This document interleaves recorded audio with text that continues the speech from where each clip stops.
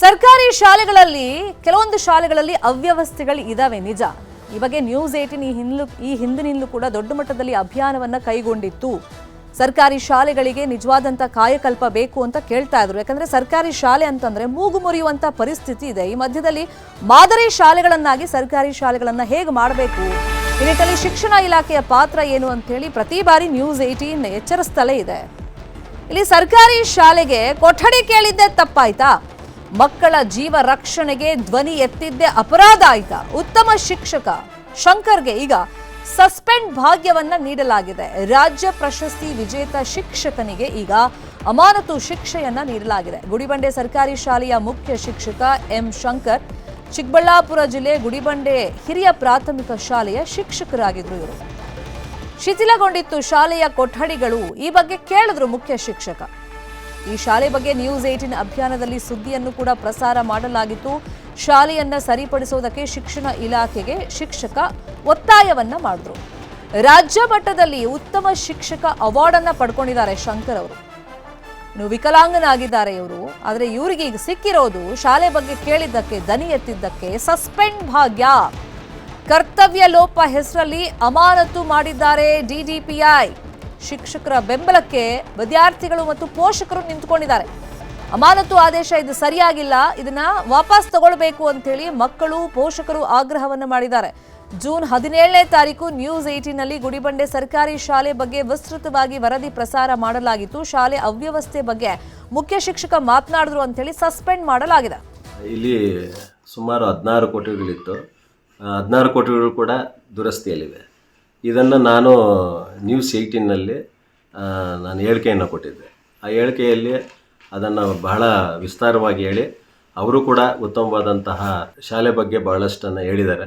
ಅದು ಆಧಾರವಾಗಿ ಇಟ್ಕೊಂಡು ಈಗ ನನಗೆ ಸಸ್ಪೆನ್ಷನ್ ಮಾಡಿದ್ದಾರೆ. ಬಹಳ ನೋವಾಗ್ತಾ ಇದೆ ಸರ್. ನಾನು ಶಾಲೆ ದುಡಿದಿದ್ದೀನಿ.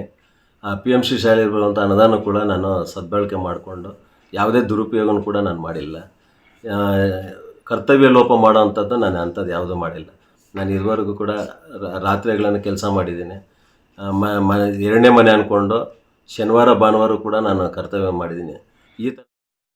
ಇತ್ತೀಚೆಗೆ ನಾವು ನ್ಯೂಸ್18 ಒಂದು ವರದಿ ಮಾಡಿದ್ವಿ. ಸೊ ಅದೇ ಕೊಠಡಿಗಳನ್ನ ಡೆಮಾಲಿಷ್ ಮಾಡಿ ಹೊಸದಾಗಿ ನಿರ್ಮಾಣ ಮಾಡಿಕೊಟ್ಟು ಮಕ್ಕಳ ಹಿತದೃಷ್ಟಿಯಿಂದ ಅದನ್ನು ಸರಿಪಡಿಸ್ಕೊಡಿ ಅಂತ ಹೇಳ್ಬಿಟ್ಟು ನಾವು ನ್ಯೂಸ್ ಮಾಡಿದ್ವಿ. ಶಂಕರ್ ಸರ್ ಬಂದು ಆ ಶಾಲೆನ ಏನು ಅದು ಬಂದರದೊಡ್ಡಿ ಇದ್ದಂಗೆ ಇತ್ತು ಸರ್ ಶಾಲೆ ಅದು. ಸೊ ಅವ್ರು ಬಂದ ಮೇಲೆ ಅದು PMC ಆಗಿ ಒಳ್ಳೆ ಡೆವಲಪ್ಮೆಂಟ್ ಆಯಿತು. ತಾಲೂಕು ಮಟ್ಟದಲ್ಲಿ ಹೆಸರು ಗಳಿಸ್ತಾರೆ ಶಾಲೆ ಅದು. ಹಂಗಿದ್ದು ಒಳ್ಳೆ ಎಜುಕೇಷನ್ ಕೊಡ್ತಾ ಇದ್ದಾರೆ ಸರ್. ಪಾಪ ಅವರು ಏನು ಅಲ್ಲಿ ಆಡಳಿತ ಆಗ್ಬೋದು, ಏನು ಅಡ್ಮಿನಿಸ್ಟ್ರೇಷನ್ ಆಗಿರ್ಬೋದು, ಅಲ್ಲಿನ ವ್ಯವಸ್ಥೆ ಆಗಿರ್ಬೋದು, ಎಲ್ಲ ಕೂಡ ಅವರು ಪಾಪ ಏನು ನಿಯತ್ತಾಗಿ ಕೆಲಸ ಮಾಡ್ತಾ ಇದ್ದಾರೆ ಸರ್. ಇವೆಲ್ಲ ಏನು ನಿಭಾಯಿಸ್ಕೊಂಡು. ಸೊ ಅಂಥವ್ರನ್ನ ನೀವು ಅಲ್ಲಿಂದ ಸಸ್ಪೆಂಡ್ ಮಾಡಿದ್ರೆ ನಾವು ನಮ್ಮ ಮಕ್ಕಳನ್ನ ಯಾವುದೇ ಕಾರಣಕ್ಕೂ ಶಾಲೆ ಕಳಿಸಲ್ಲ. ಅದೇ ರೀತಿ ನಾವು ಅಲ್ಲಿರ್ತಕ್ಕಂಥ ಮಕ್ಕಳು ಎಲ್ಲ ಪೇರೆಂಟ್ಸು ಸೇರಿಕೊಂಡು ನೀವೇನೋ ಅವ್ರನ್ನ ನಾಳೆ ಕೆಲಸಕ್ಕೆ ತಗೊಂಡಿಲ್ಲ ಅಂತಂದರೆ ನಾವು ನಿಮ್ಮ ಏನು BO ಕಚೇರಿ ಮುಂದೆ ಆಗಿರ್ಬೋದು, ಇಲ್ಲ ಚಿಕ್ಕಬಳ್ಳಾಪುರದಲ್ಲಿ DDPI ಕಚೇರಿ ಮುಂದೆ ಆಗಿರ್ಬೋದು, ನಾವು ಉಗ್ರವಾದ ಹೋರಾಟ ಮಾಡಲಿಕ್ಕೆ ಸಿದ್ಧವಾಗಿದ್ದೀವಿ. ಆ ಶಾಲೆನ ಇನ್ನೂ ಉನ್ನತ ಮಟ್ಟದಲ್ಲಿ ಏನು ಡೆವಲಪ್ಮೆಂಟ್ ಮಾಡಬೇಕು ಅಂತ ಹೇಳ್ಬಿಟ್ಟು ಪಾಪ ಸರ್ ಮನದಲ್ಲಿ ಇಟ್ಕೊಂಡು ನಿಮ್ಮಲ್ಲಿ ರಿಕ್ವೆಸ್ಟ್ ಮಾಡಿದ್ರೆ ನೀವು ಅವ್ರನ್ನ ಏನೋ ಈ ರೀತಿ ಸಸ್ಪೆಂಡ್ ಮಾಡೋದು ಎಷ್ಟು ಏನು ಇದು ಸತ್ಯ ಸರ್? ಇದು ಅಲ್ಲ ಎಷ್ಟು ಇದೇ ವಿಷಯವಾಗಿ ಇನ್ನಷ್ಟು ಡೀಟೇಲ್ ಆಗಿ ಇನ್ಫಾರ್ಮೇಶನ್ ಅನ್ನು ಕೊಡ್ತಾ ಹೋಗೋದಕ್ಕೆ ನೇರ ಸಂಪರ್ಕದಲ್ಲಿ ಕನೆಕ್ಟ್ ಆಗಿದ್ದಾರೆ ನಮ್ಮ ರಿಪೋರ್ಟರ್ ದತ್ತಾತ್ರೇಯ. ಶಾಲೆಗಳಲ್ಲಿ ಶಿಕ್ಷಕರೇ ನೀತಿ ಪಾಠ ಮಾಡುವಾಗ ಹೇಳ್ತಾರೆ, ಎಲ್ಲಿ ಅನ್ಯಾಯವಾಗ್ತಿರುತ್ತೆ ಅಥವಾ ಎಲ್ಲಿ ಸಮಸ್ಯೆಗಳಿರುತ್ತೆ ಅಲ್ಲಿ ದನಿ ಎತ್ತಬೇಕು, ಸುಮ್ಮನೆ ಕುತ್ಕೋಬಾರ್ದು ಅಂತ ಹೇಳಿ. ಆ ರೀತಿ ಸುಮ್ಮನೆ ಕೂರ್ದೆ ಶಾಲೆ ಬಗ್ಗೆ ಹೇಳಿದ್ದಕ್ಕೆ ಶಿಕ್ಷಕನಿಗೆ ಇದು ಯಾವ ಸೀಮೆ ನ್ಯಾಯ ಅಂತ ಕೊಡ್ತಾ ಇದ್ದಾರೆ ಅಲ್ಲಿ ಶಿಕ್ಷಣ ಇಲಾಖೆಯಲ್ಲೇ. ಈ ಬಗ್ಗೆ DDPI ಏನು ಹೇಳ್ತಾ ಇದ್ದಾರೆ? ಪೋಷಕರು ವಿದ್ಯಾರ್ಥಿಗಳು ಇಷ್ಟೊಂದು ಆಪೋಸ್ ಮಾಡ್ತಾ ಇದ್ದಾರೆ. ಗಡುವು ಏನಾದ್ರೂ ಕೊಟ್ಟಿದ್ದಾರಾ? ಖಂಡಿತವಾಗಿಯೂ ಶಿಕ್ಷಕರು ಹೇಳುವಂತಹ ಪಾಠ ಶಾಲೆಗಳಿಗೆ ಮಾತ್ರ ಸೀಮಿತವಾಗ್ತಾ ಇದೆ ಅಂತ ಉತ್ತಮ ಉದಾಹರಣೆ ಇವತ್ತು ಗುಡಿಬಂಡೆಯಲ್ಲಿ ನಡೆದಿರುವಂತಹ ಈ ಸರ್ಕಾರಿ ಶಿಕ್ಷಕನ ಅಮಾನತು ಎಂದ್ರೆ ತಪ್ಪಾಗಲಾರದು. ಯಾಕೆಂದ್ರೆ ಸರ್ಕಾರಿ ಶಾಲೆಯ ಅಭಿವೃದ್ಧಿಗೆ ಪಣ ತಟ್ಟಿದ್ದಂತಹ ಈ ಮುಖ್ಯ ಶಿಕ್ಷಕನಿಗೆ, ಅದರಲ್ಲಿಯೂ ಸಹ ಅಂಗವಿಕಲ ಶಿಕ್ಷಕನು ಕಳೆದ ಏನು ಒಂದು ಪಾಠಗಳು ಮಾಡ್ತಾ ಇರುವಂತಹ ಶಾಲೆಗಳಿಗೆ ಬಹಳಷ್ಟು ರೀತಿಯಾದಂತಹ ಹಗಲಿರುಳು ಶ್ರಮಿಸಿ ಆ ಶಾಲೆಗಳ ಅಭಿವೃದ್ಧಿಯನ್ನ ಮಾಡ್ತಾನೆ. ಅದೇ ನಿಟ್ಟಿನಲ್ಲಿ ಈ ಶಾಲೆಯಲ್ಲಿಯೂ ಸಹ ನಾನು ವ್ಯಾಸಂಗ ಮಾಡಿರುವ ಶಾಲೆ, ಈ ಒಂದು ಶಾಲೆಯೂ ಸಹ ಬಹಳಷ್ಟು ಇತಿಹಾಸ ಇರುವಂತದ್ದು, 150 ವರ್ಷಗಳ ಇತಿಹಾಸವಿರುವಂತಹ ಈ ಶಾಲೆಯನ್ನು ಸಹ ಅಭಿವೃದ್ಧಿ ಪಡಿಸಬೇಕು ಅಂತ ಪಣ ತಟ್ಟಿಡ್ತಾನೆ. ಅದರಲ್ಲಿ ಈ ಮುಖ್ಯ ಶಿಕ್ಷಕ ಶಾಲೆಗೆ ಬಂದ ವೇಳೆ ಸುಮಾರು 70 ರಿಂದ 80 ಜನ ಮಾತ್ರ ವಿದ್ಯಾರ್ಥಿಗಳು ಈ ಶಾಲೆಯಲ್ಲಿ ಪಾಠ ಮಾಡ್ತಾ ಇದ್ದಾರೆ.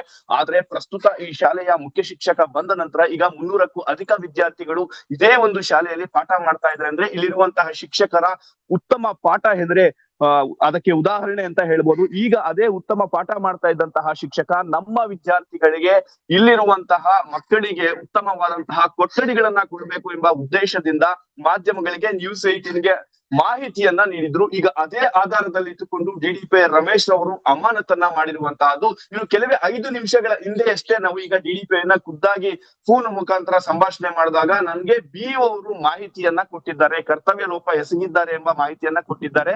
ಮಾಧ್ಯಮಗಳಲ್ಲಿ ಮಾತನಾಡೋದು ತಪ್ಪು ಅಂತ ಒಂದು ಹೇಳಿಕೆಯನ್ನ ಕೊಟ್ಟಿದ್ರು. ಆದ್ರೆ ಈಗ ಆ ಮುಖ್ಯ ಶಿಕ್ಷಕನ ಅಮಾನತಿಗೆ ಬಿಇಒ ರವರ ಒಂದು ಹಳೆಯ ದ್ವೇಷಗಳೇನಾದ್ರೂ ಇತ್ತ ಎಂಬ ಅನುಮಾನ ಸಾಕಷ್ಟು ವ್ಯಕ್ತಪಡಿಸ್ತಾ ಇರುವಂತದ್ದು. ಯಾಕೆಂದ್ರೆ ಅಂಗವಿಕಲ ಶಿಕ್ಷಕ ಡಿಡಿಪಿ ಕಚೇರಿವರೆಗೂ ಸಹ ತೆರಳಿ ಸಾಕಷ್ಟು ರೀತಿಯಾದಂತಹ ಮನವಿಯನ್ನ ಮಾಡಿಕೊಂಡಿದ್ರು. ಆದ್ರೆ ಈಗ ಡಿಡಿಪಿ ಇದನ್ನ ಸರಿಪಡಿಸುವಂತಹ ವ್ಯವಸ್ಥೆಯನ್ನ ಮಾಡ್ತೀನಿ ಅಂತ ಒಂದು ಭರವಸೆಯನ್ನ ಕೊಟ್ಟಿರುವಂತಹದ್ದು. ಯಾವ ರೀತಿ ಸರಿಪಡಿಸ್ತಾರೆ ಎಂಬುದನ್ನ ಕಾದು ನೋಡ್ಬೇಕು. ಶರ್ಮಿತಾ, ಫಾಲೋ ಅಪ್ ಮಾಡೋಣ ಸುದ್ದಿಯನ್ನ. ಥ್ಯಾಂಕ್ ಯು ದತ್ತಾತ್ರೇಯ ಈ ಕ್ಷಣದ ಮಾಹಿತಿಯನ್ನು ಕೊಟ್ಟಿದ್ದಕ್ಕೆ.